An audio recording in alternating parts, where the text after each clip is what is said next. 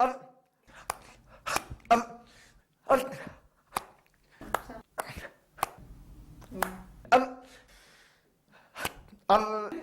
won't take.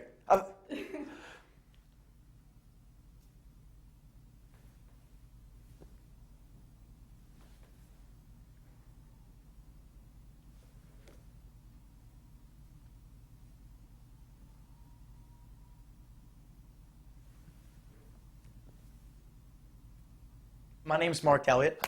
I just want to let you know that I have something called Tourette syndrome, and it causes me to make noises and say some things that I can't help. I'm sorry.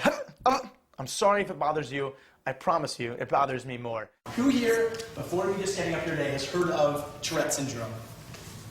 This is a very educated crowd. I speak about tolerance because that is my product. Tolerance is what I try to give people, because this, 5 years ago, this started very small for me, and it really started with me talking to my one drama school. There was 15 kids in the class, and from there, it really has expanded quite far from that one day. And now I've been able to go all across St. Louis, and now I'm taking it outside of St. Louis, and so it's really kind of a very humbling experience for me, knowing that just that my challenges, in dealing with my own challenges, that I'm able to help other people.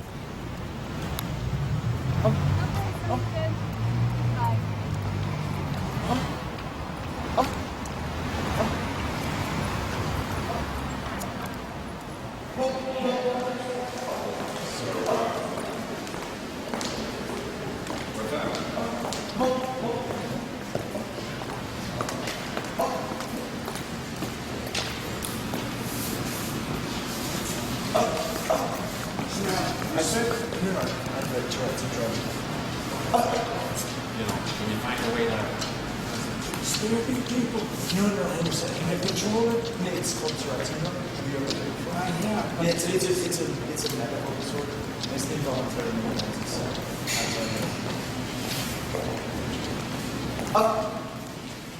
It started out when I was 5 years old, and the way it all began was I started blinking my eyes, kind of like blinking my eyes like this and rolling my eyes. I didn't know exactly what was going on.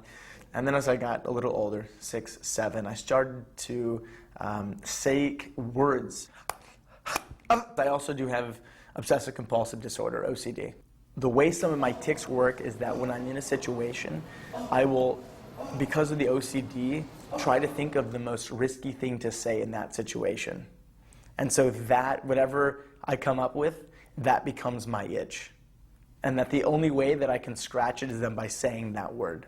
In the airport, I was ticking bomb a lot, like as I was going through security and then towards the gate. What's important to understand is that these patients aren't voluntarily trying to be rude or socially inappropriate or offensive. It's more that they have this compulsion of this word in their head that a tension builds up, that if they don't express that word, inappropriate word, it just causes such great discomfort, so they can only suppress it for a brief period of time.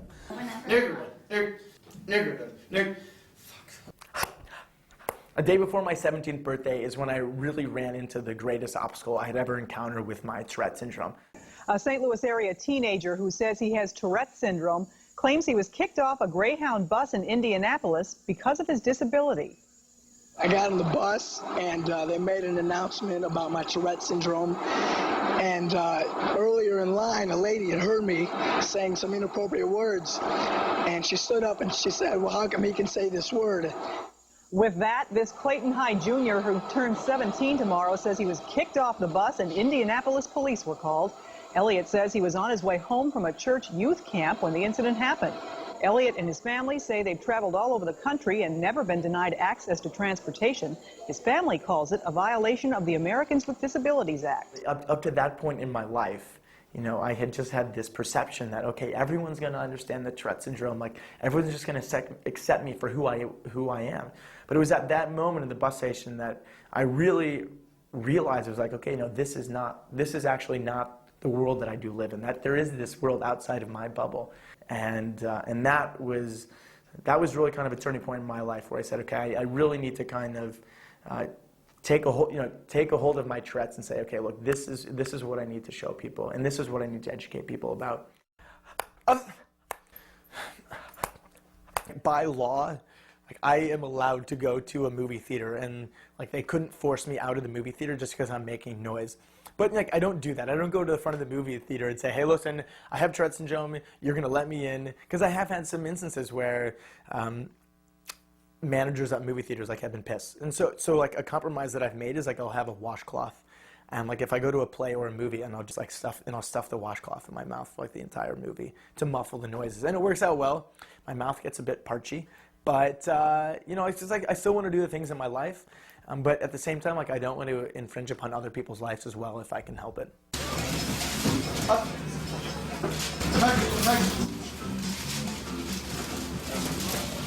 Mark, at some point in his adolescence, started a verbal tic where he would say fag or some sort of gay slur, and it was usually directed towards me. At first, because of what I was going through in my own identity development and coming out process, that was a really hard thing to hear. And I knew that Mark couldn't help it, but I had an inherent knee-jerk reaction every time I heard it. It really like went to the core of who I was and what I was struggling to deal with at the time. So it was very hard, especially when I was first coming out.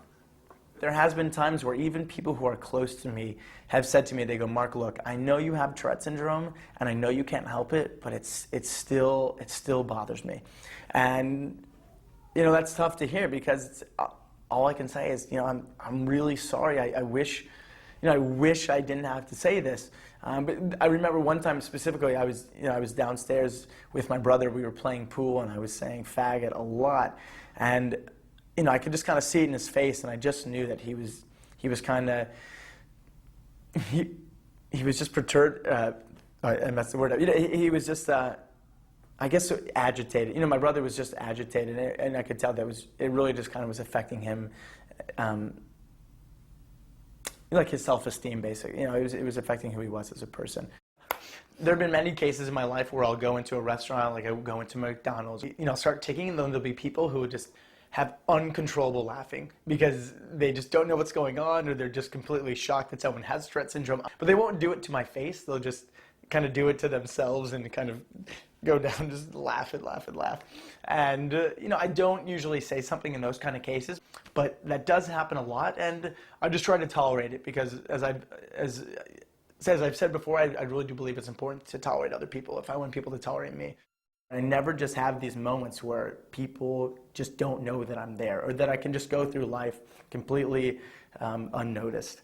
And so that has been a very interesting position for myself, because I really have learned a lot about the way that people react to people who are different. And so I think that if I don't continue to speak or try to advocate for people for more than just Tourette syndrome, that I would really be I feel like I'd be doing a disservice to other people. People look at me very quickly and make a lot of assumptions about who I am as a person. And here's a perfect example.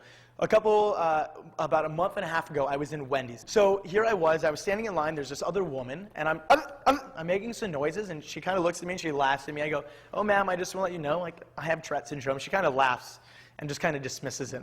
So, like, I don't know, maybe 10 seconds go by, and before I know it, this woman starts saying something, and this is what she said: "Don't worry, everyone, he's retarded."